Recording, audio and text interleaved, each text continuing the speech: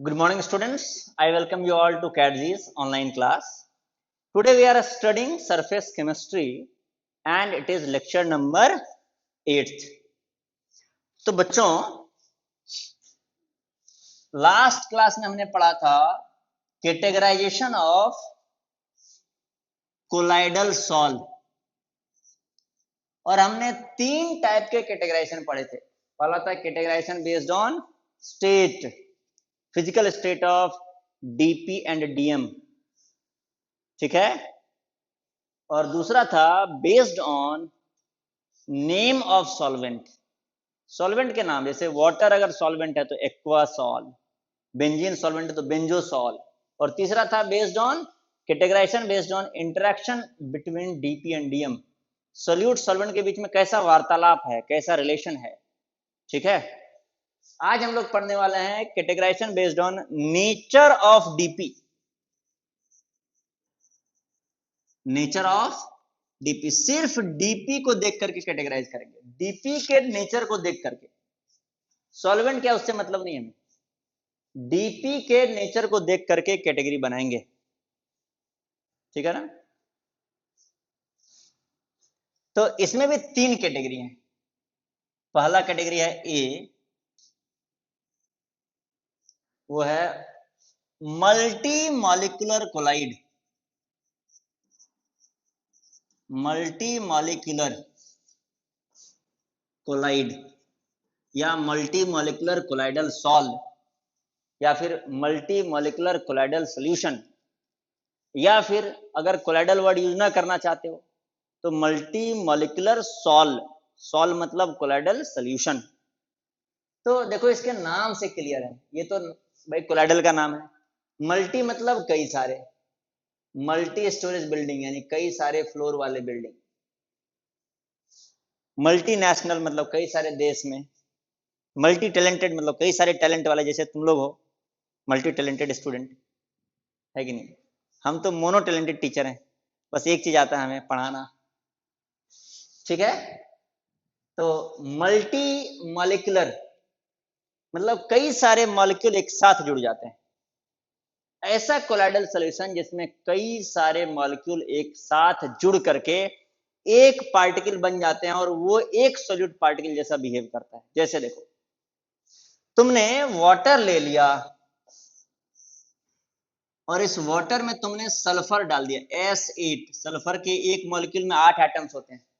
कैसा होता है 8 एटम्स? तो ऐसा होता है, देखो इस टाइप से क्राउन टाइप का स्ट्रक्चर बनता है ना,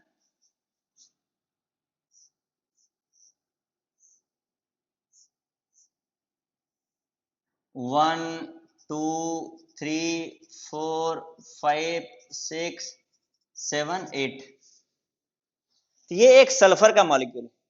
लेकिन सल्फर के एक मॉलिक्यूल का जो साइज है वो नैनोमीटर रेंज में नहीं होता है, इसका साइज 100 नैनोमीटर नहीं हो सकता है। तो अगर इसका साइज बहुत छोटा है तो ये कोलाइडल तो पानी में बनेगा ही नहीं, कोलाइडल बनने के लिए इसका साइज बड़ा होना चाहिए। तो क्या होता है, कई सारे एसिड मॉलिक्यूल, ठीक है ना, कई सारे एसिड मॉलिक्यूल आपस में जमा हो जाते हैं। जैसे देखो एक और इधर जमा हो गया,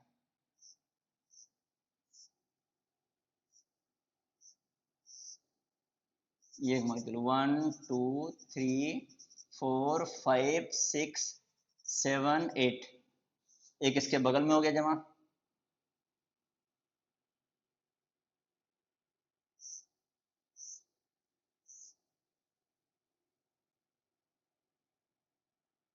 एक मिनट, ये आ गया,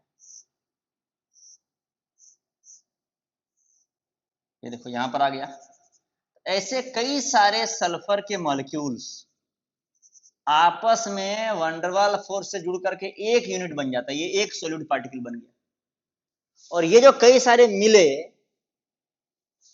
जैसे इसमें मान लो हो सकता है this is aggregate of, this is equal to 50 S8 molecule. देखो ये S8 से कंफ्यूज मत होना, S8 तो ये तो बस एक मॉलिक्यूल है जिसमें 8 एटम्स होते हैं, ये तो छोटा सा मॉलिक्यूल है। लेकिन 50 S8 मॉलिक्यूल करके एक बड़ा सा, एक एक इतना बड़ा, मतलब इतना बड़ा नहीं, सॉरी, नैनोमीटर के रेंज में एक बड़ा सा पार्टिकल बना लेगा और ये पार्टिकल एक सॉलिड पार्टिकल जैसा बिहेव करेगा और वो पानी में अकेला घूमता रहेगा।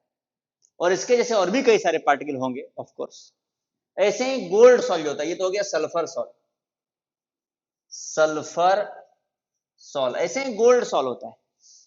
गोल्ड सॉल्ट मतलब कई सारे गोल्ड के एटम्स, ये गोल्ड का एटम हो गया, ये दूसरा एटम, तीसरा एटम, चौथा एटम, पांचवा एटम, छठा एटम, सातवां, ऐसे 100 एयू गोल्ड के एटम्स होते हैं। नाम हालांकि भला ही मॉलिक्यूलर है, पर यहाँ पे एटम्स भी हो सकते हैं।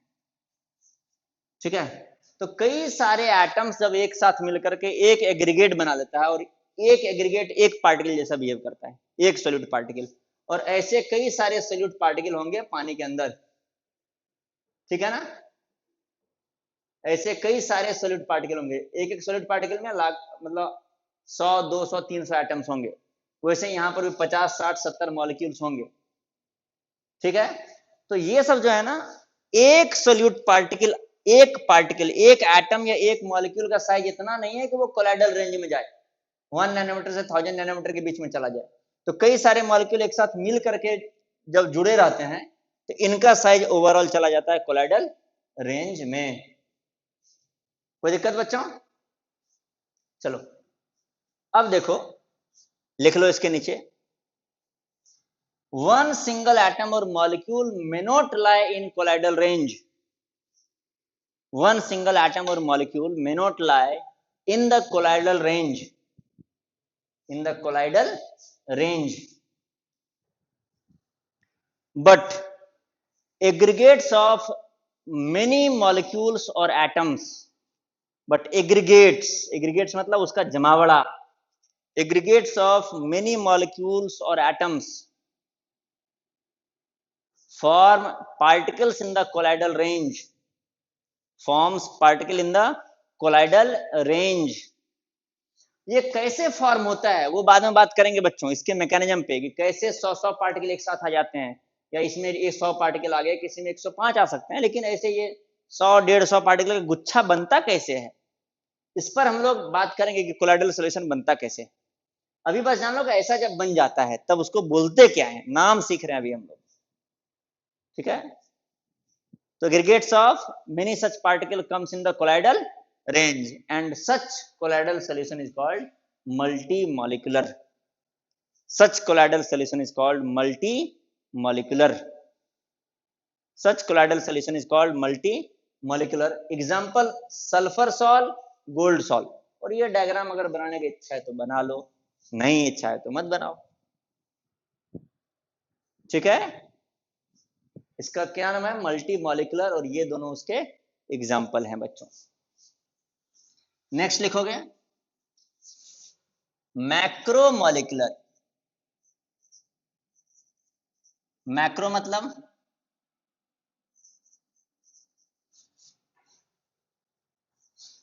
माइक्रो मतलब होता है छोटा, मैक्रो मतलब बड़ा, माइक्रो वर्ल्ड मतलब एटॉमिक दुनिया, एटम के अंदर छोटे छोटे पार्टिकल का दुनिया, वो माइक्रो हो गया। मैक्रो, मैक्रो वर्ल्ड मतलब गैलेक्सीज, स्टार्स। तो मैक्रो मतलब बड़ा, मैक्रो मॉलिक्यूलर यानी एक ही मॉलिक्यूल बड़ा। पिछले केस में क्या था, एक मॉलिक्यूल बड़ा नहीं है तो 100 मॉलिक्यूल का गुच्छा है, एक कोलाइडल पार्टिकल मतलब 100 मॉलिक्यूल का गुच्छा। यहाँ पर हर एक मॉलिक्यूल एक कोलाइडल पार्टिकल के बराबर है। इसमें जनरली पॉलीमर्स के कोलाइड बनते हैं, देख लो, each particle, each molecule or particle lies in the colloidal range. Each molecule or particle lies in the colloidal range. वो colloidal range में lie करते हैं। ठीक है, each molecule or particle lies in the colloidal range. Macromolecular. For example जो भी polymers होते हैं ना, अभी जस्ट हमने बात किया था 2 पॉलीमर्स का, प्रोटीन के जो सॉल है या फिर स्टार्च सॉल है, ये सब मैक्रोमोलिकुलर है, बड़े बड़े पार्टिकल हैं ये। ठीक है ना, एक एक पार्टिकल बहुत बड़ा बड़ा है, पॉलीमर्स हैं। कैसे इनका स्ट्रक्चर कैसा होता है ये सब पढ़ेंगे आगे चल के। ठीक है ना, ये सब मैक्रोमोलिकुलर कोलाइड है। ये बी कैटेगरी था, सॉरी इसको बी लिख लेना। और अगला है सी कैटेगरी। सी कैटेगरी का नाम है एसोसिएटेड कोलाइड।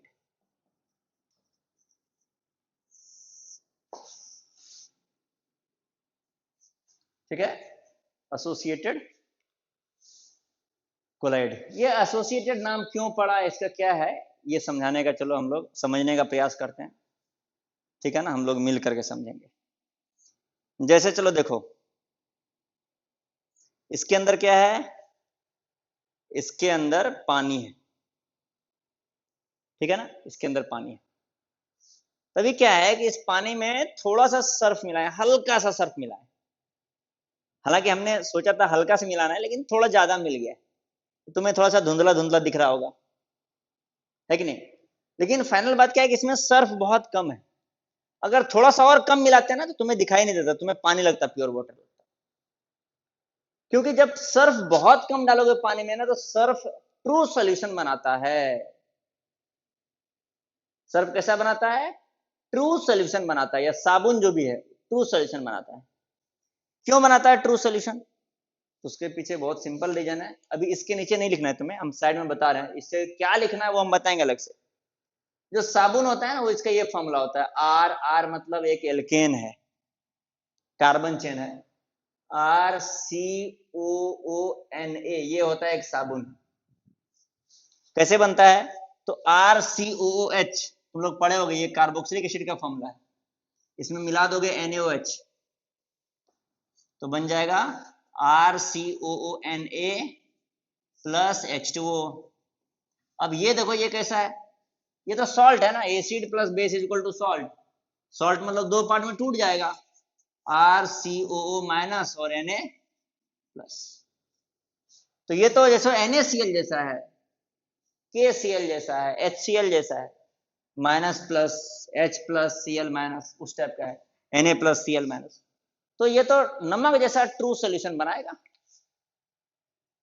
और ऐसा ही होता है जब तुम सर्फ या साबुन बहुत कम अमाउंट में डालो पानी के अंदर।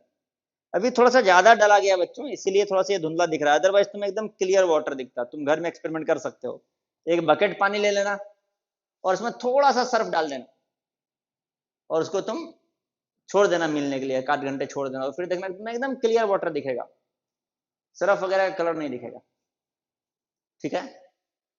लेकिन पानी कम लो या पानी ज्यादा भी लो, तो उसमें थोड़ा सा नहीं, थोड़ा एक्स्ट्रा अमाउंट में, ज्यादा अमाउंट में सर्फ डालना या साबुन डालना, तो क्या होगा, तब तुम्हें काफी ज्यादा धुंधला दिखेगा बच्चों। जैसे देखो, इसमें सर्फ इधर तुम्हें दिख रहा होगा ना, इधर सर्फ के दाने, ठीक है, तो उसको मिक्स कर देना एक बार। तो देखो मिक्स कर दिया ना, तो अभी तुम झाग को भूल जाओ बच्चों। देखो झाग तो धीरे धीरे ऊपर चला जाएगा, ठीक है। झाग के नीचे इधर जो है ना, ये देखो, इसका कलर काफी ज्यादा धुंधला है, क्योंकि अब इसके अंदर कोलाइडल पार्टिकल बन चुका है। जब कम सरफ मिलाते हैं तो क्या बनता है, कम सरफ मिलाते हैं तो ट्रू सोल्यूशन बनता है, ज्यादा सरफ मिलाते हैं तो कोलाइडल पार्टिकल बनता है। अब तुम्हारे मन में क्वेश्चन आएगा कि ज्यादा सरफ मिलाने से क्या हुआ, क्या फर्क पड़ा। तो यही सब जो बातें हैं इस टॉपिक के अंदर हम लोग डिस्कशन करने वाले हैं। सबसे पहले लिखोगे, when solute behaves, solute मतलब dispersed phase, when solutes behave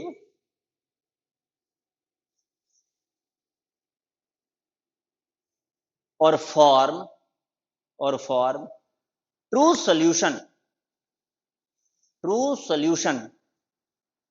below a particular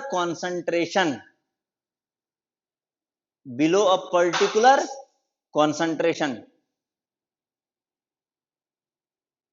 but as the concentration increases, the concentration increases, the solute particles behaves as colloidal particle. Solute particle behaves as colloidal particle, that is their size comes in the colloidal range. Their size comes in the colloidal range. कोई दिक्कत? तो अब तुम्हारे मन में आओगे ये होता कैसे है कि अगर कॉन्सेंट्रेशन कम रखें तो वो ट्रू सॉल्यूशन जैसा बिहेव करता है, यानी कि ट्रू सॉल्यूशन बनाता है। ट्रू सॉल्यूशन बनाने का मतलब वो स्ट्रॉन्ग इलेक्ट्रोलाइट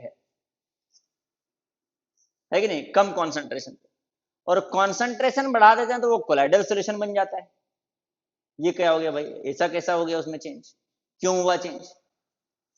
तो लिखोगे नीचे में फॉर एग्जाम्पल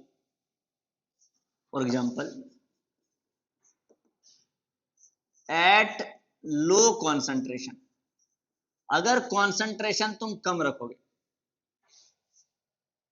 ठीक है ना, एट लो कॉन्सेंट्रेशन RCOONA, ये क्या है, ये सोप है तुम्हारा, इसको पानी में डालोगे तो बन जाएगा RCOO minus plus Na plus, और ये कैसा बिहेव किया, स्ट्रॉन्ग इलेक्ट्रोलाइट जैसा बिहेव किया, स्ट्रॉन्ग इलेक्ट्रोलाइट, कोई दिक्कत? और लिखोगे ये ट्रू सॉल्यूशन, ठीक है। लेकिन जब तुम कॉन्सेंट्रेशन बढ़ाते हो, लिखो एट हायर कॉन्सेंट्रेशन, तो क्या होता है, at higher concentration, at higher concentration RCOONA, इसको तुम डाल दिए पानी में तो RCOO minus plus Na plus, और ये बन जाता है कोलाइडल पार्टिकल।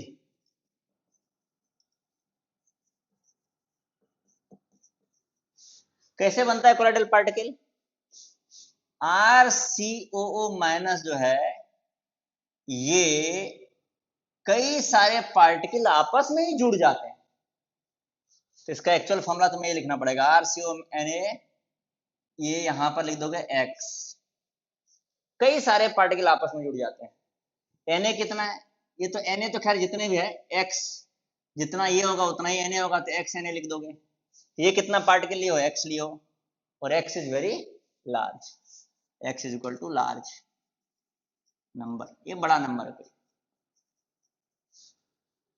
तो जब ज्यादा कॉन्सेंट्रेशन लेते हो तो ये कोलाइडल पार्टिकल बनता है। अब बनता कैसे उस पर बात किया जाए, ठीक है ना, ये लिख तो लोगे लेकिन इसके पीछे क्या साइंस है इस पर डिटेल में बात किया जाए। बात नहीं करोगे, सरफ डाल दोगे तो कपड़ा कैसे धुलेगा? सरफ के बारे में जानना पड़ेगा ना, साबुन के बारे में जानना पड़ेगा, तब वो काम करेगा अच्छे से। तब तुम साबुन सरफ को बोल भी सकते हो, अरे तुमको ऐसा बिहेव करना चाहिए था, तुम क्यों नहीं कर रहे हो, ऐसे बोल, तुम्हें पता ही नहीं रहेगा इसको कैसा बिहेव करना चाहिए था, तुम बोल नहीं पाओगे। चलो देखते हैं, तो मजाक था। जैसे देखो तुमने क्या किया, एक कंटेनर लिया और उस कंटेनर में तुमने कई सारे इस टाइप के मॉलिक्यूल डाल दिए, कॉन्सेंट्रेशन ज्यादा, यानी कि अच्छा देखो ये मॉलिक्यूल दिखता कैसा है, पहले ये बना दे। आर मतलब एक कार्बन का चेन है, कार्बन का चेन मतलब ऐसा कोई कार्बन चेन हम दिखा रहे हैं, ठीक है ना।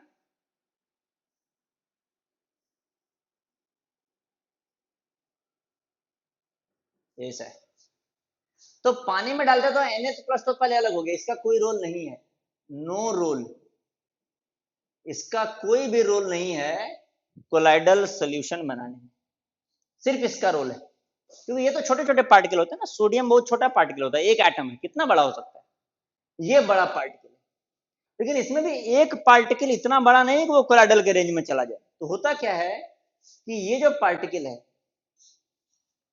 ऐसे कई सारे पार्टिकल अब इस डब्बे में है। चलो इस पार्टिकल को थोड़ा सा और आसान बनाते हैं, तरीका दिखाने का, ऐसे दिखा देते हैं। तो ये मतलब इसी को दिखाने का आसान तरीका है, ठीक है ना, ऐसे मत बोलना कि सर इसमें कार्बन कहाँ था, ठीक है। चलो तो यहां पर तुमने क्या किया, कई सारे पार्टिकल को एक साथ रख दिया, इस सॉल्यूशन के अंदर डाल दिया, कोई दिक्कत बच्चों? तो जब तुम कई सारे पार्टिकल को एक साथ दे दोगे, देखो इसके बगल में कई सारे मॉलिक्यूल आ जाएंगे, इसके बगल में कई सारे मॉलिक्यूल आ जाएंगे, तो होगा क्या यहां पर, देखो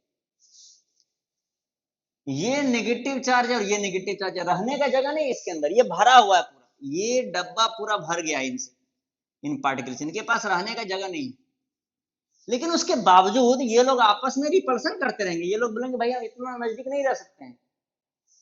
अच्छा, ये जो एंड है, एक ही मॉलिक्यूल का दो एंड नजदीक रख सकते, सॉरी ये दो मॉलिक्यूल है, सॉरी एक ही मॉलिक्यूल नहीं, ये दो मॉलिक्यूल है, इस दोनों मॉलिक्यूल का एक एंड आपस में नजदीक में रह सकता है। ये न्यूट्रल है ना, इनको आपस में कोई परेशानी नहीं है, लेकिन ये दो एंड आपस में नजदीक में रह नहीं सकते हैं। तो नजदीक आ क्यों रहा है भाई? मजबूरी है, तुम ज्यादा डाल दियो। तो हो क्या रहा, देखो ये 3 पेन है, मान लो तीनों पेन का ये जो कवर है ना, ये कवर, ये वाला पार्ट, इस पे नेगेटिव चार्ज है, ये लोग नजदीक में रह नहीं सकते हैं, लेकिन ये लोग नजदीक में रह सकते हैं, ये एंड वाला पार्ट। तो क्या होगा, ये लोग नजदीक में रहेंगे, वो लोग दूर दूर चला जाएगा, ये सर्कल जैसा बन जाएगा। ऐसा अगर और भी पेन हो, देखो ये 4 पेन मिल गया अभी, हम तो अब थोड़ा सा और अच्छे से समझा पाएंगे। ये चारों है, इस चारों का जो एक एंड है, ये वाला एंड, कवर वाला एंड, ये लोग आपस में रिपल्सन कर रहे हैं एक दूसरे से। ये एंड बोलते हैं भाई हमको आपस में कोई दिक्कत नहीं है, तो ये ऐसा होगा, ये वो वाला एंड सब एक दूसरे से दूर चला जाएगा, और ये एंड सब एक दूसरे के नजदीक रहेंगे। तो ऐसा कुछ देखो धीरे धीरे सर्कुलर बन जाएगा, धीरे धीरे बनेगा। पहले ऐसे स्टार्ट होगा, पहले यहाँ से दूर जाना स्टार्ट होगा, दूर जाना स्टार्ट होगा, और फिर फाइनली अगर बहुत सारे पार्टिकल रहेंगे तो सर्कुलर बन जाएगा, ठीक है ना, इस टाइप से बन जाएगा। तो होता क्या है कि जब आप बहुत सारे पार्टिकल इसमें ऐड कर देते हो, इसको फिर से मिटा रहे हैं,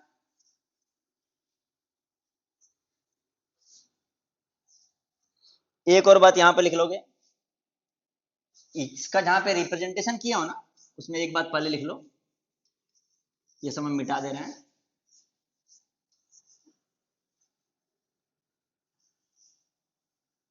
कि ये जो हेड रिप्रेजेंटेशन है इसका, इसको बोलते हैं आयनिक हेड, इसको बोलते हैं नॉन आयनिक टेल, ठीक है, ये नाम है बस। आयनिक मतलब इसमें चार्जेज है ना, इस दर में चार्ज नहीं है, या इसको बोलते हैं हम लोग नॉन पोलर पार्ट, इसको बोलते हैं पोलर। पोलर मतलब, पोल मतलब होता है चार्ज, पोलर पार्ट, या इसको बोलते हैं हाइड्रोकार्बन पार्ट, हाइड्रोकार्बन टेल, इसको बोलते हैं आयनिक हेड, और भी नाम है। देखो वाटर से किसका दोस्ती रहेगा? जिसके पास चार्ज है, जो न्यूट्रल है। तो वाटर में देखो H2O में क्या होता है, डेल्टा प्लस H पर और O पर डेल्टा माइनस, तो इसका आपस में वाटर से भी अट्रैक्शन होगा। इसको बोलते हैं हाइड्रोफिलिक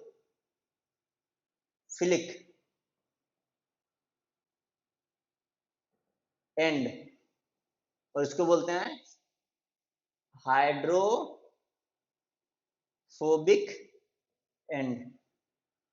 ये बस अलग अलग एंड का अलग अलग नाम है, ठीक है, ये ऐसे बता दिया। हम लोग बात कर रहे थे कि होता क्या है जब तुम कई सारे रखोगे, तो जिस एंड को ऐसे दूसरे मॉलिक्यूल का, ये जो एंड है नॉन आयनिक टेल, इसको आपस में उस टेल को ऐसे बनाते हैं एक मॉलिक्यूल। तो इस दोनों एंड को आपस में दिक्कत नहीं है, इस दोनों एंड को दिक्कत है, तो ये दोनों एंड दूर चले जाते हैं, और ऐसा देखो एक सर्कल बन जाता है।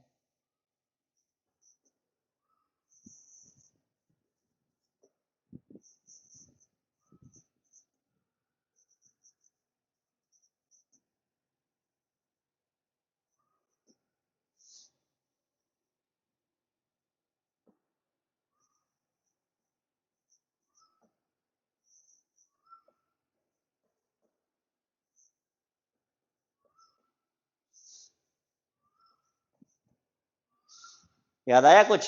पढ़े होगे क्लास 8, 9, 10 में, कहीं ना कहीं तो पढ़े होगे, साबुन कैसे काम करता है पानी के अंदर। ये सर्कल बन गया। अब ये जो सर्कल बना है, जैसे इसमें कई सारे पार्टिकल है, ठीक है ना, एक्स नंबर ऑफ पार्टिकल है, एक्स जिसमें काफी लार्ज है, कई सारे पार्टिकल है। ये पूरा जो गुच्छा है, ये एक पार्टिकल जैसा बिहेव करता है, और ऐसे कई सारे पार्टिकल जो हैं वो बन जाते हैं इसके अंदर।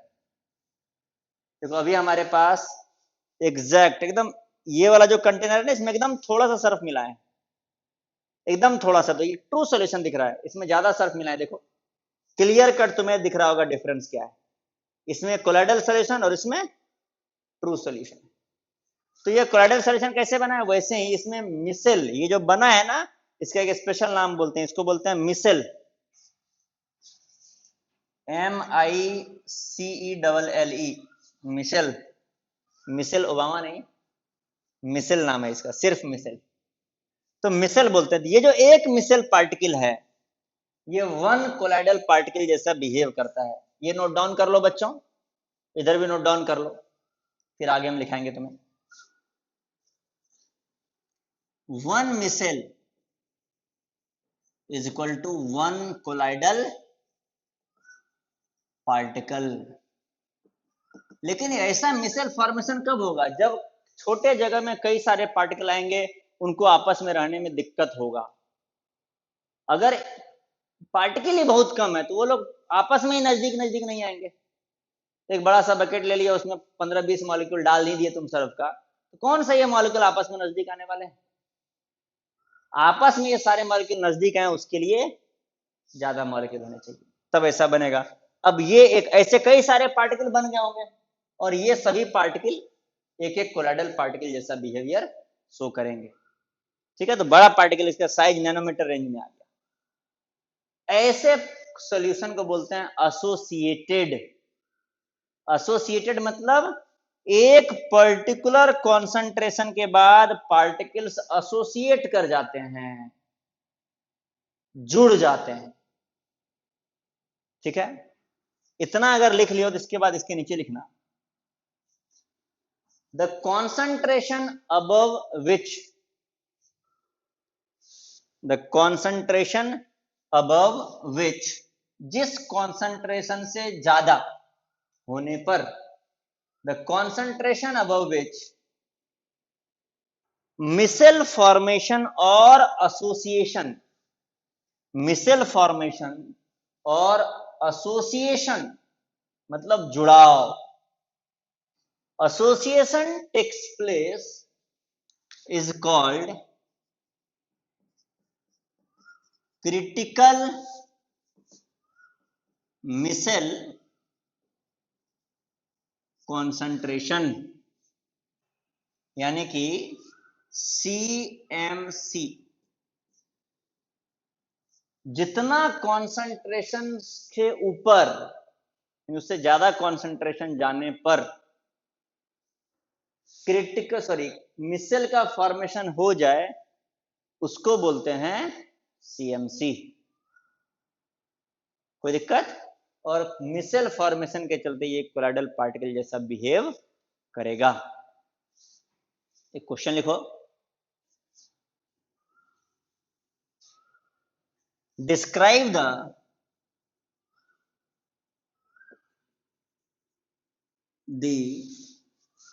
क्लीनिंग एक्शन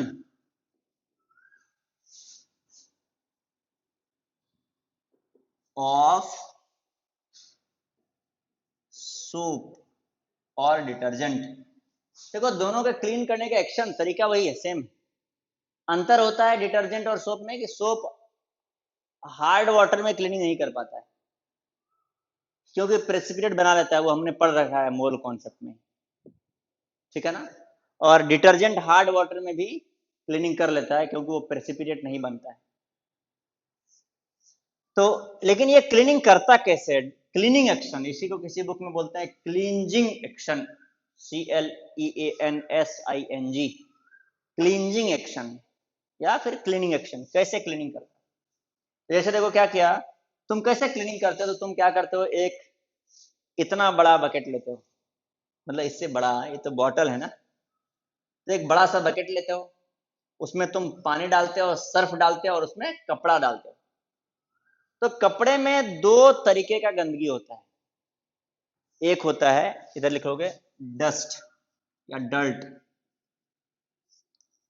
ऑयली, और है नॉन ऑयली। नॉन ऑयली जिस डर्ट में तेल नहीं लगा हुआ है, जैसे मान लो धूल लग गया, डस्ट, तो डस्ट भी एक टाइप का डर्ट है, डर्ट मतलब गंदगी, डस्ट भी एक टाइप का गंदगी है, धूलकण भी एक गंदगी है, पर धूलकण को साफ करने के लिए तुम्हें साबुन का जरूरत नहीं। जैसे कभी होता है कि बाइक वगैरह पे या किसी लोहे का कार वगैरह के जो ऊपर वाले सरफेस होते हैं ना, उस पर धूल लग गया, उसको हवा से भी साफ कर सकते हो, पानी डाल दोगे तो पूरा साफ ही हो जाएगा, उसके लिए सर्फ का भी जरूरत नहीं पड़ता है। सर्फ का जरूरत कहाँ पड़ता है? जैसे गाड़ी वगैरह का जो गेट होता है, कार का गेट हो गया या बाइक का जो हैंडल होता है, या फिर कपड़े में भी जो धूल लग गया ना, पानी साफ हो जाता है। जरूरत किधर पड़ता है साबुन का? दिए देखो कॉलर में, कॉलर का जो गंदगी होता है ना उधर, या फिर ये जो इधर का गंदगी होगा, ये सब, तो ये गंदगी यहाँ पर ऑयली डर्ट जितना है, इसी को सोप की जरूरत है, नीड्स सोप।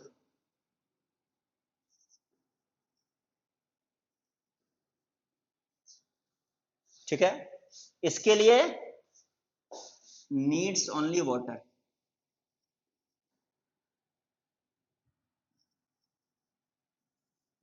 सिर्फ वाटर से साफ हो जाता है नॉन ऑयली डस्ट। तो ये ऑयली डस्ट डर्ट कहां से आता है? सब्जी खाते हैं उसका तेल लग जाता होगा? नहीं, हमारे बॉडी से ऑयल निकलता है, इसीलिए हमारे बॉडी में जो कपड़ा पहनते हैं ना, उसमें ज्यादातर जो डर्ट होता है, जो डस्ट होता है, वो तो अपने आप हट जाता है कई बार। जो एक्चुअल गंदगी होता है, जिसको छुड़ाने में साबुन का एक्चुअल जरूरत पड़ता है, वो ऑयली डर्ट है। तो ऑयली डर्ट मतलब ऑयल क्या है? Oil is equal to hydrocarbon.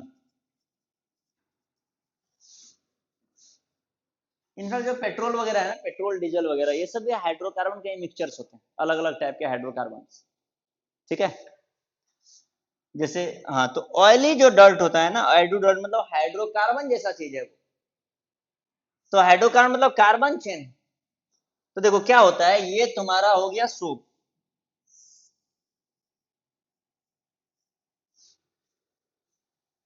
तो ये जो पार्ट है ना, ये कार्बन चेन वाला पार्ट, देखो सिमिलर तरीके के लोग आपस में अट्रैक्ट हो जाते हैं, सिमिलर तरीके का कंपाउंड आपस में अट्रैक्ट हो जाता है। सुना है तुम, लाइक डिजॉल्व लाइक। पानी में वही चीज घुलता है जो पोलर है, यानी क्योंकि पानी खुद पोलर है ना, H पे डेल्टा प्लस, O पे डेल्टा माइनस होता है, इसीलिए जिस चीज में भी डेल्टा प्लस डेल्टा माइनस होता है वो पानी में घुल जाता है, जैसे HCl, H plus Cl minus. तो लाइक डिजॉल्व्स लाइक, सिमिलर चीज आपस में घुलते हैं क्योंकि आपस में उनका अट्रैक्शन होता है। तो वैसे ही ये जो ऑयल है, मान लो अब ये कपड़ा है तुम्हारे पास, ठीक है ना, ये एक कपड़ा है जिसमें यहाँ पर एक ऑयल है, ऑयल का एक पॉइंट, एक डॉट है जहां पे एक ऑयल का एक पार्टिकल होगा। क्या ये वाला जो एंड है ना, ये वाला एंड यहां से जाके अट्रैक्ट हो जाएगा, ये वाला एंड इधर जाएगा, यहां से ये वाला एंड ऐसे अट्रैक्ट हो जाएगा, ये वाला एंड ऑयल के पास नहीं जाएगा। एक और कोई सोप का पार्टिकल होगा, वो भी यहां से इससे अट्रैक्ट हो जाएगा, लेकिन ये दोनों आपस में नजदीक में नहीं रह सकते। अच्छा, ये दोनों आपस में रह सकते हैं क्या नजदीक में? हाँ बिल्कुल, एक जैसे हैं, अट्रैक्ट भी करते होंगे, वंडरवाल फोर्स लगाएंगे। लाइक डिजॉल्व्स लाइक, सिमिलर चीज आपस में अट्रैक्ट करते हैं, एक और पार्टिकल यहां आ जाएगा। तो होता क्या है कि जब कपड़े में गंदगी है, ऑयली डर्ट है, तो मिसेल फॉर्मेशन में ये वाला जो पार्ट होता है ना, सेंट्रल पार्ट, वो इधर से स्टार्ट होता है, जहां पे ऑयल होता है वहीं से स्टार्ट हो जाता है। In fact oily dirt micelle formation को फेवरेबल बना देता है और ज्यादा हेल्प कर देता है कि भाई हमें यहीं से स्टार्ट कर दो तुम बनाना, तो यहीं से बनता है। अब क्या हुआ देखो, कि एक बेचारा छोटा सा डर्ट था, उसको चारों तरफ से घेर लिया, इधर से भी घेर लिया, इधर से भी घेर लिया, इधर से भी, ऊपर से, नीचे से, और ये पूरा एक बड़ा पार्टिकल है, एक पूरा बड़ा टाइप का कोलाइडल पार्टिकल है, जिसके नीचे में सॉरी सेंटर में एक डर्ट फंस गया बेचारा। अब होगा क्या, जब पानी से तुम धोओगे, तो चूंकि ये सब सारे सॉलिड पार्टिकल हैं जो पानी में घूम रहे हैं, अब उसको साफ पानी में से क्या बोलते हैं, उसको रिंज करना बोलते हैं, उसको पता नहीं लोकल लैंग्वेज में क्या बोलते हैं, पानी के अंदर कपड़े को डालने को क्या बोलते हैं, ठीक है, जो भी तुम लोग बोलते होगे समझ लेना, उसको रिंजिंग बोलते हैं इंग्लिश में, रिंजिंग। जब कपड़ा तुम रिंज करते हो ना, खंगालना, खंगालना बोलते हैं, कपड़ा जब तुम रिंज करते हो तो क्या होता है कि ये जो पार्टिकल है ये पानी के साथ निकल जाते हैं, ये बड़े पार्टिकल, ये पानी के साथ निकल जाते हैं और साथ में बेचारा इसको भी जाना पड़ता है कपड़ा छोड़ करके। कपड़ा तुम्हारा साफ हो गया। इसको लैंग्वेज में हम नहीं लिखा रहे हैं, लैंग्वेज में तुम खुद से लिखोगे। ठीक है बच्चों, चलो अब एक दो बात और लिख लिया जाए, इतना जब लिख लियो तो, कि टेम्परेचर का क्या रोल है इधर। लिखो, हेडिंग डाल दो, role of temperature in micelle formation. Role of temperature in micelle formation. Role of temperature in micelle formation. देखो हम तुम लोग एक तरीका बता रहे हैं, जब कपड़ा बहुत ज्यादा गंदा हो जाए ना, साफ ना हो रहा हो, तो गर्म पानी में सर्फ डालो। तो गर्म पानी में जब सर्फ डालोगे तो तुम देखोगे कि ज्यादा अच्छा साफ होता है कंपेयर टू ठंडा पानी। मुझे बचपन में याद है कि जब मम्मी कई बार कपड़े धोते थे, जो बहुत ज्यादा गंदा हो जाता था तो गर्म पानी में डाल देते। या हम भी कभी कपड़ा वगैरह धोना होता है तो अगर कुछ गंदा रहता है तो हम जनरली गर्म पानी में डाल देते हैं। या ठंडी के मौसम में नॉर्मल भी कपड़ा धोना रहता था, हम उसको पहले हीटर में या गीजर से गर्म पानी में निकाल करके डालते हैं, उससे देखते हैं कि ज्यादा अच्छे से साफ होता है। क्या रोल है मिसल फॉर्मेशन में टेम्परेचर का? रोल ऑफ टेम्परेचर, तो देखो साफ होना है तो मिसल फॉर्म होना पड़ेगा, मिसल बनेगा तभी साफ होगा। तो टेम्परेचर का रोल क्या ये जाना जाए। तो देखो कोई भी प्रोसेस अगर है तो वो प्रोसेस टेम्परेचर से जो कैसे कैसे फर्क पड़ता है टेम्परेचर का उस प्रोसेस के होने में, ये बताता है डेल्टा जी, जिसका वैल्यू होता है delta H minus T delta S. कोई दिक्कत? ये प्रोसेस है तुम्हारा। तो कोई प्रोसेस हो अच्छे से या अपने आप हो जाए, तुम्हें मेहनत ना करना पड़े, उसके लिए डेल्टा जी को नेगेटिव होना पड़ेगा। Delta G less than 0। अब देखते हैं कि डेल्टा जी नेगेटिव हो जाए, अच्छे से नेगेटिव हो जाए, ज्यादा नेगेटिव हो जाए, तो कब ये ऐसा सिचुएशन कब क्रिएट हो पाएगा। तो पहले बताओ एक बात कि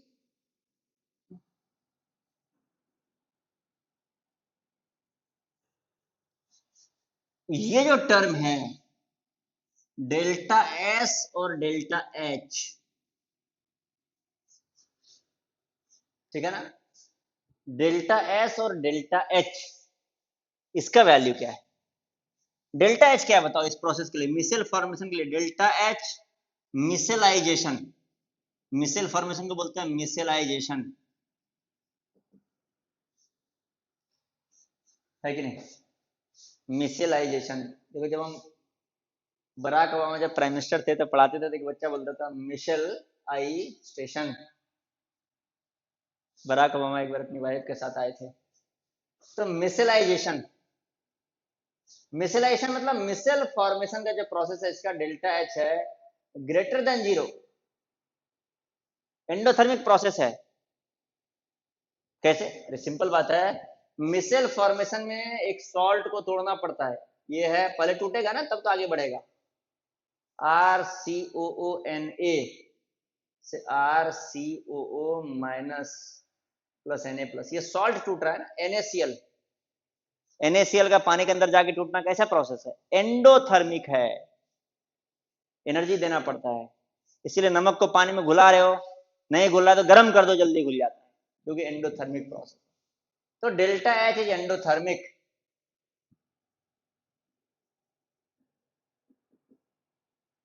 डेल्टा एस क्या है मिसलाइजेशन का?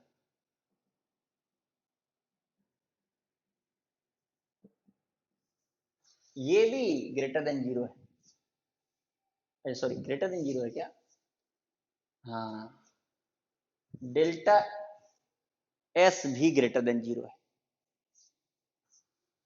पहले तो एक्चुअली हमने गलती किया, मैंने पहले तुम्हें बता दिया आंसर, हमें पूछना चाहिए था कि डेल्टा एस क्या है, ग्रेटर देन 0 या लेस देन 0। चलो अब आंसर तो पता चल गया, एक्सप्लेन करने की कोशिश करो, सोचो कि डेल्टा एस इंट्रोपी कैसे बढ़ रहा होगा मिसल फॉर्मेशन के दौरान। जबकि हम देख रहे हैं कि जब मिसल फॉर्मेशन हो रहा है तो क्या हो रहा है, कई सारे पार्टिकल आके जुड़ जा रहे हैं। कोई दिक्कत? तो कई सारे पार्टिकल आकर के एक पार्टिकल बन गया, तो नंबर ऑफ पार्टिकल घट गया ना इफेक्टिवली, मतलब पहले कई सारे पार्टिकल थे जो किसी भी डायरेक्शन में रैंडमली मूव कर सकते थे, अब सबको तुम एक साथ ले आए तो रेंडमनेस कम हो गया है, चीजें एक जगह आ गई है, नजदीक आ गया है, एनर्जी का कॉन्सेंट्रेशन हो गया है। याद है जब हमने पढ़ाया था इंट्रोपी तो बताया था कि एनर्जी का डिस्पर्सन, दूर दूर जाना, ये होता है इंट्रोपी का बढ़ना, और एनर्जी का कॉन्सेंट्रेशन, नजदीक आ जाना, एक जगह एक पॉइंट पे कॉन्सेंट्रेट हो जाना, ये कहलाता है इंट्रोपी डिक्रीज करना। तो तुम बोलोगे कई सारे पार्टिकल थे जो तो वो तो जुड़ गए आपस में एक साथ सब, तो इंट्रोपी तो घटना चाहिए, बढ़ कैसे रहा है? तो देखो हुआ क्या है, जैसे ये सोप का एक मॉलिक्यूल है, अच्छा ये दूसरे मॉलिक्यूल से अभी तक नहीं जुड़ा है, तो क्या चल रहा होता? कोई भी सॉल्यूट है ना, सॉल्यूट को जब तुम पानी में मिलाओगे तो इसके चारों तरफ पानी के ढेर सारे मॉलिक्यूल ऐसे घेरे रहते हैं, ढेर सारे, एक दो नहीं, हम ऐसे तो हम तो एक एक बना रहे हैं, लेकिन ढेर सारे मॉलिक्यूल, ढेर सारे मतलब यहां पर और भी होंगे इस टाइप से, मतलब इसको चारों तरफ से घेर करके रखेंगे सारे पानी के मॉलिक्यूल, इसी को तो सॉल्वेशन बोलते हैं। अभी देखो क्या था कि ऐसे कुछ पार्टिकल थे और इसके साथ जितने भी वाटर मॉलिक्यूल जुड़े हुए हैं इसके साथ, ये वाटर मॉलिक्यूल रैंडम मोशन नहीं कर सकते हैं, ये सारे वाटर मॉलिक्यूल एक ही डायरेक्शन में जाएंगे क्योंकि सब इससे जुड़े हुए हैं, जिधर ये जाएगा ये पार्टिकल उधर ही सारे वाटर मॉलिक्यूल जाएंगे।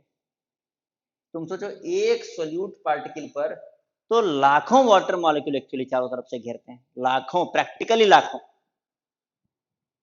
अब तुम मान लो कि 100 सोल्यूट पार्टिकल ऐसे आपस में जुड़ भी गए, ये वाला सोल्यूट पार्टिकल, तो 100 सोल्यूट पार्टिकल जुड़ करके एक बन गए। तुम बोलोगे कि ओवरऑल पहले 100 पार्टिकल था, बाद में एक ही बचा, तो 99 पार्टिकल घट गया, लेकिन ये 100 से हर एक से लाखों वाटर मॉलिक्यूल कनेक्टेड थे जो पहले एक साथ चलते थे, मतलब एक एक लाख का ग्रुप एक एक साथ चलता था। लेकिन ये जो वाटर मॉलिक्यूल जितने हैं, जब ये लोग आपस में जुड़े, ऐसे कई मॉलिक्यूल आपस में नजदीक आए, तो बीच से ये वाटर गायब भी तो हुआ होगा ना, ये वाटर गायब होगा तब तो दूसरा मॉलिक्यूल आके यहाँ पे चिपकेगा, तो ये वाटर इधर से गायब भी हुआ। अच्छा ये वाला एंड पे वाटर लगा रहता है लगभग, इधर से वाटर गायब नहीं होता, ये वाटर एंड पे हमेशा वाटर कुछ ना कुछ रहता है, लेकिन ये वाले एंड से वाटर गायब हो जाता है और ऐसे दूसरा एंड आपस में नजदीक में आ जाता है। अब तुम बोलोगे कुछ ना कुछ तो वाटर होगा, अरे होगा कुछ ना कुछ, 1 लाख वाटर मॉलिक्यूल हो तो मान लो कि 40,000 इधर लगा हुआ रही जाएगा, 60,000 जो गायब हुआ उसमें मान लो 10,000 चिपका हुआ है, लेकिन फाइनली तुम सोचो कि हर एक मॉलिक्यूल से 50,000 वाटर मॉलिक्यूल छिटक गए हैं, और अब वो एक एक मॉलिक्यूल अगर जुड़ रहा है आपस में, तो 50,000 वाटर मॉलिक्यूल को यहां से छिटका करके उसको बोल दे रहा है कि तुमको जहां घूमना है घूमो, तो रैंडमली घूमते रहो,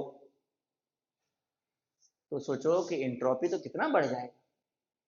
इनफैक्ट मिसेलाइजेशन भी जो होता है ना, वो इंट्रोपी से ही चलता है, जिस प्रोसेस में इंट्रोपी बढ़ता जाता है यूनिवर्स का, वो प्रोसेस अपने आप होता है, स्पॉन्टेनियस होता है।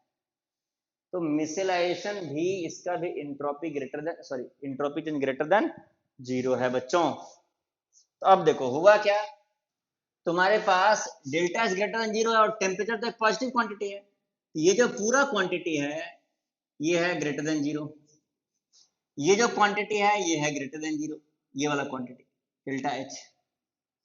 अच्छा ये मान लो नेगेटिव हो जाता है, या ये मान लो हो जाता है -100, अगर मान लो हो जाता, हम ये नहीं बता रहे 100 है, अब ऐसा नहीं कि स्क्रीनशॉट लेके भेज देना सर आपने इसका -100 लिखा था, ठीक है ना। तो मान लो अगर ये -100 है, ये नेगेटिव होता, तो ये पूरा टर्म पॉजिटिव है, इसके आगे नेगेटिव लगा हुआ, ये पूरा टर्म मान लो, ये जो पूरा टर्म है ये टर्म हो जाता 100, तो नेट वैल्यू हो गया -100 और माइनस ऑफ ये 100, तो -200 आ गया। तो बड़ा आसान है, डेल्टा जी तो नेगेटिव ही होता, कोई दिक्कत नहीं, टेम्परेचर का कोई रोल नहीं, कुछ भी टेम्परेचर रख दो, 0 टेम्परेचर कर दो, ये पूरा 0 हो जाएगा, ये नेगेटिव। दिक्कत है कि ये वाला है 100 + 100 और ये वाला है तुम्हारा कुछ पार्ट होगा, ये कुछ भी है, मैंने अब हम वैल्यू नहीं बताना चाह रहे हैं। तो ये जो पार्ट है इसका पार्ट कुछ पॉजिटिव वैल्यू है, मान लो इसका पार्ट कुछ भी है, तो जैसे मान लो इसका पार्ट मान लो तुम 85 वैल्यू, तो अगर तुम टेम्परेचर बढ़ाते जाओ तो इसका वैल्यू भी तो बढ़ता जाएगा ना। किसी एक टेम्परेचर पर इसका वैल्यू 50 है तो टेम्परेचर को डबल कर दो, इस पूरे का वैल्यू हो जाएगा 100। टेम्परेचर को डबल कर दिए तो इंटू 2 कर दोगे, 2 × 50 टेम्परेचर इंक्रीज किए। टेम्परेचर को 3 गुना कर दो तो ये हो जाएगा 3 × 50, टेम्परेचर को और ज्यादा इंक्रीज किया तो होगा क्या, ये टर्म जो है, जो टर्म के आगे नेगेटिव लग रहा है ना, ये टर्म डोमिनेट करता जाएगा। ये 150 हो गया, ये 100 हो गया, तो 100 पॉजिटिव और 150 नेगेटिव में आ गया, तो नेट 50 नेगेटिव आ गया। यानी टेम्परेचर बढ़ाओगे तो मिसेल फॉर्मेशन आसानी से होगा, इसीलिए गर्म पानी में कपड़े आसानी से साफ होते हैं, मिसेल फॉर्मेशन जल्दी होता है, अच्छे से होता है, ज्यादा भी होता है। तो लिख लो, एक मिनिमम टेम्परेचर से ऊपर रखोगे तब डेल्टा जी नेगेटिव आएगा। ऐसा भी हो सकता है कि अगर टेम्परेचर तुम 0 कर दिए तो ये ओवरऑल वैल्यू पॉजिटिव आ जाएगा।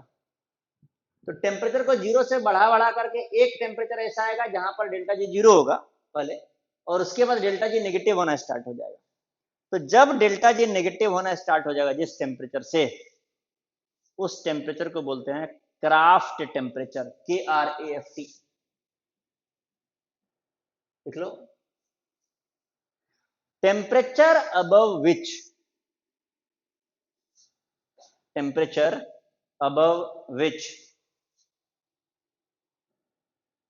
formation of missile is spontaneous, temperature above which formation of missile is spontaneous is called Kraft temperature. Temperature above which formation of missile is spontaneous is called Kraft temperature. Kraft temperature. उसके नीचे लिखोगे, as temperature increases missile formation becomes favorable. As temperature increases missile formation becomes favorable. ठीक है बच्चों, चलिए अब इसके आगे की कहानी अगले क्लास में। Thank you very much.